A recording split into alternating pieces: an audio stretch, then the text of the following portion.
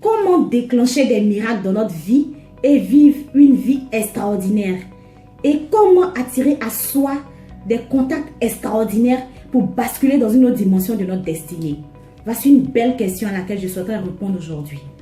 Vous savez, parfois nous sommes en société et nous remarquons que des personnes ont des ascensions fulgurantes. Des personnes ont des grâces qu'on ne peut comprendre. On dit, waouh, cette personne est chanceuse. Cette personne a la chance. Tout ce qu'elle touche devient de l'or. Ou cette personne a dû toucher à quelque chose de mystérieux pour pouvoir avoir une telle bénédiction. Aujourd'hui, je vais vous enlever ce stéréotype-là de votre esprit. Vous savez, selon le principe de la loi de la semence, on ne peut récolter que ce qu'on a semé. Ainsi, si vous voulez récolter des bénédictions dans votre vie, soyez simplement des sources de bénédictions. Lorsque vous vous réveillez le matin, ayez pour challenge et pour motivation, même pour rage, d'être une source de bénédiction pour quelqu'un. De par un service, de par un conseil, de par la joie, le sourire, le bonheur qu'on va partager auprès de nous. Il faudrait qu'on soit une source, une boule d'énergie, de grâce sur la terre pour les proches autour de nous. Même des personnes qu'on ne connaît pas. Lorsque tu vis comme ça, naturellement, tu vas attirer à toi des personnes qui sont comme ça.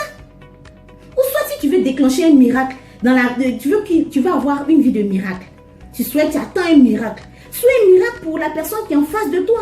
Une personne te soumet son problème, même si tu ne peux pas l'aider financièrement. Mets-le sur la voie. Donne-lui des conseils, donne-lui des astuces, donne-lui des contacts.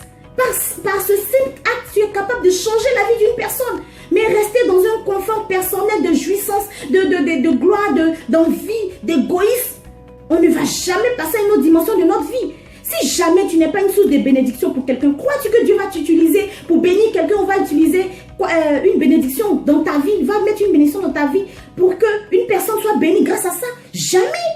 Dieu, il respecte ses principes divins. Si aussi tu aspires à un miracle ou soit tu veux rencontrer des personnes exceptionnelles, sois une personne exceptionnelle, mon frère. Sois une personne exceptionnelle, ma soeur.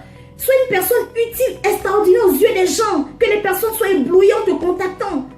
Si tu n'es pas une personne exceptionnelle, tu ne vas attirer à toi que des personnes menteuses, escrocs, tricheuses, voleuses, hypocrites, égoïstes. Je vous le dis, c'est triste, mais c'est la réelle vérité. On attire à soi que qui on est à l'intérieur de nous réellement. Non, si aujourd'hui ton environnement ne te plaît pas, ta vie ne te plaît pas, essaie de revoir ton intérieur, ton âme, l'état de ton esprit. Qu'est-ce que tu penses dans ton cœur par rapport aux autres? Qu'est-ce que tu dis d'eux lorsqu'ils ne sont pas là? Si tu pries que tu vois aucun miracle autour de toi, essaie d'être un miracle pour une personne. Essaie d'être une personne extraordinaire pour une autre personne. Donne des conseils. Sois spontané à aider, à soulever, à soutenir quelqu'un. À prier même pour quelqu'un.